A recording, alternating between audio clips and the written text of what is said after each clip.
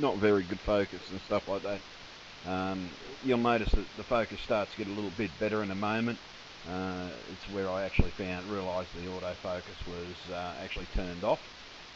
So you'll notice that in these ones there is more colour starting to appear, and it's more predominant. As the focus clears up, you can actually even see that they are generating from what look to be different light sources from on it. But you'll start to see what looks to be morphing as it's moving out of sight. I've got to constantly keep up with it. You'll notice that I retrack and everything. The little jumps from top to bottom is me actually cutting out a section where I've actually moved the tripod around and retracked it. Even though it is in the sky, it basically moving fairly fast, so it is hard to track with a video camera. And you'll notice that the flickering and movement around on side to side. If the light flickers on one side, the black tends to get larger on the other side, and there's reds, greens, blues. The blue is more predominant at the top of the orb. The pinks and reds are more predominant lower. Yellow is more predominant to the left-hand side as you're looking at it. The green is more predominant to the top as well. But it's hard still to see it at the moment because the autofocus still hasn't been fixed here. But you'll notice a tremendous difference once the autofocus is fixed. But all I can do is just basically talk you through it. It's just what I saw in the sky this morning. I do have footage from last week. I'm just trying to locate that footage at the moment. I will put that footage up here as well. It is of the same orb or similar orb. It appeared in a similar way, just appeared in the sky, and just disappeared the same as this one did. And yeah, not to be seen again. It appeared the other day only for about 15 minutes, 20 minutes, where today it was in the sky for nearly 45 minutes before it vanished. I did notice it the other day out the back of my house to the north, which does not line up with the trajectory that this one was on today. You can notice that the colours, it's starting to flash with all these different colours now. Even though the focus is still not there, you can notice that these colours are going absolutely nuts, as if it's it reminds me of Close Encounters of the Third Kind, actually, where they're moving all the colours and saying bing, bing, but I suppose that's just what it looks like. Yeah, it's hard to, when you don't have different things happening with the thing. All I can talk about is the flashing of the colours. But yeah, these orbs and everything have had me fascinated for a while, but to actually see an orb with black sides, where the black sides are visible with the naked eye, yeah, is intriguing. And as I said, this is only the second time that I have actually caught this particular orb. You never know, I may have actually caught this orb at night, because I have seen orbs that flash like this at night time, and when you think about it at night time, you wouldn't see those black sides. But because this is daylight, and please forgive the time, that time should read 5:39, not 4:39. It's not set to daylight savings yet. I do have to fix that. But yeah, you notice that the colours are getting quite nuts here, and they are going quite vigorous. To me, it was like as if they knew that I was filming it, because it sort of absolutely went balmy.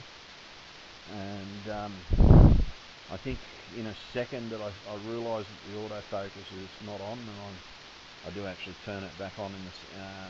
I don't know, it's most probably a couple of minutes away still yet. But the shape of the orb is quite eerie. Now at the moment you're just basically seeing something that's a bit out of focus, which is something I'm going to have to actually do. So when you're actually filming these things, guys, always make sure your autofocus is on. Otherwise you get this blurriness, and it does affect the quality of your video and what you're actually filming. And but I didn't want anybody to miss what this orb was doing and the colour of the orb, because it's not very often you get orbs this close where you can get a good shot of the colours splashing around on them, and the colours were still visible because the brightness of the morning sky had not fully taken over yet. I don't know whether that's why it pops up at this time in the morning, so it can be still seen, and but as if it wanted to be seen, because the way it's reacting with those colours to me says, look at me, look at me. Where you get some that just, the orb just floats along and you're just seeing a silver orb, where this to me is not a silver orb. This is, something's definitely happening with this. I can't tell you exactly what's happening with it, why it's happening like this, but there is something definite to this. What, why, I can't tell you, because all I've got is a video shot of it. All I could do there was basically just stand there with my camera trying to keep it attached to the orb. The movement is, as I said, is me. It is not the orb.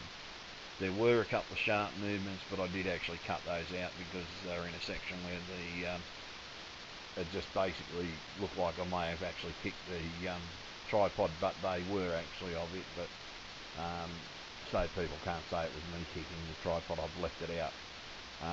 But the orb, as you can see, there is something definite about these colour, the way these colours are jumping in, jumping out.